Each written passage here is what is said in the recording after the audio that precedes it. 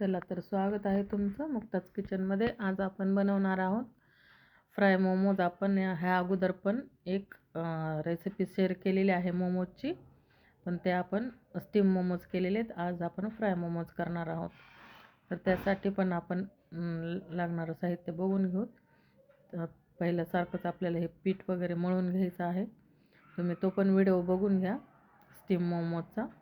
आणि त्याच्यामध्ये पण आपण हेच केलेलं आहे, पीठ मळून वगैरे घेतलेलं आहे.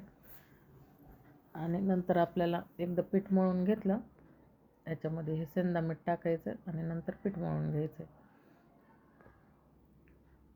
तेल टाकायचं थोडंसं आणि पीठ मळून घ्यायचं.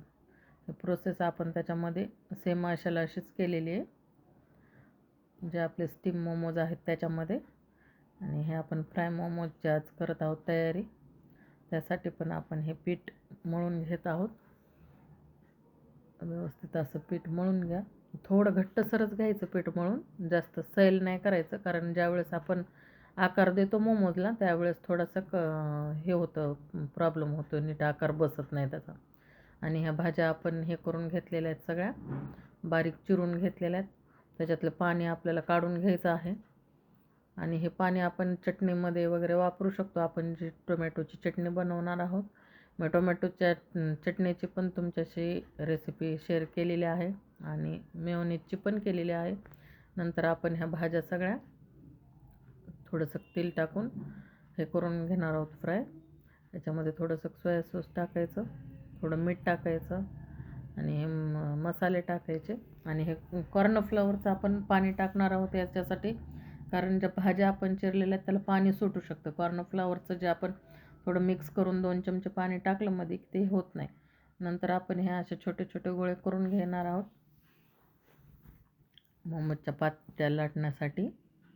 आणि हे असे व्यवस्थित असे गोल आकाराच्या पात्या लाटून घ्यायच्या.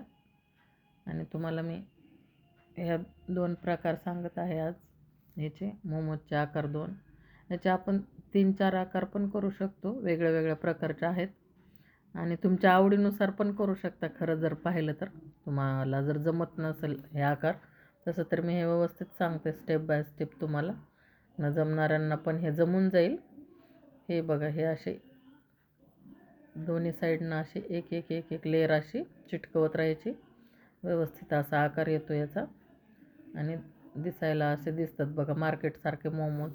आता आपल्याला मार्केटचे जे मोमोज आवडत नाहीत, घरचे खायचे, तर मग त्याच्यासारखं आपल्याला बनवायला पण लागतील ना.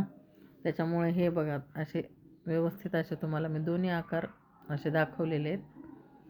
कारण हे रेसिपी अशी आहे, खायला आवडतं, पण काही जणाला बाहेरचं आवडत नाही खायला. त्याच्यामुळं मग आपण घरी बनवतो. मग घरी बनवलं तर त्याला आपल्याला दिसायला पण तसंच असायला वाटतं की घरी बनवलेत पण दिसायला नाही जमले. तर त्याच्यामुळे हे असे आकार व्यवस्थित पाडून घ्यायचे.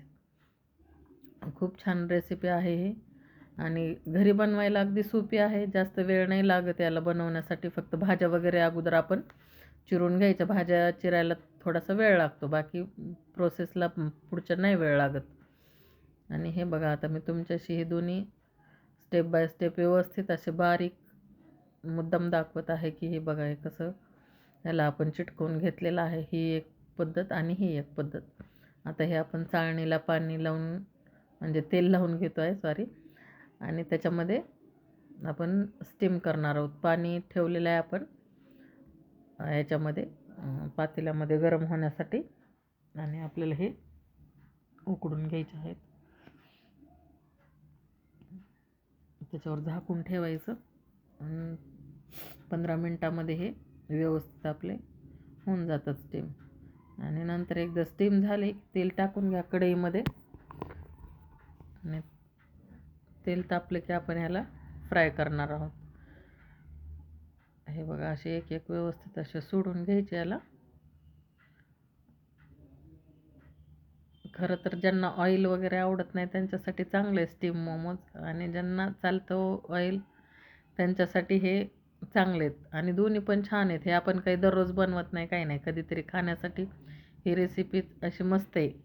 आणि कधीतरी खायला पण चांगलं वाटतं. घरचं असले की माणूस खातं व्यवस्थित, बाहेरचं माणूस रडो मन लावून नाही खात. हे बघा, आता हे आपले सगळ्या दोन्ही चटण्या मी तुमच्याशी शेअर केलेल्या आहेत आणि हे फ्राय मोमोज कसे मस्त झालेले आहेत. दिसायला पण छान दिसतात आणि खायला पण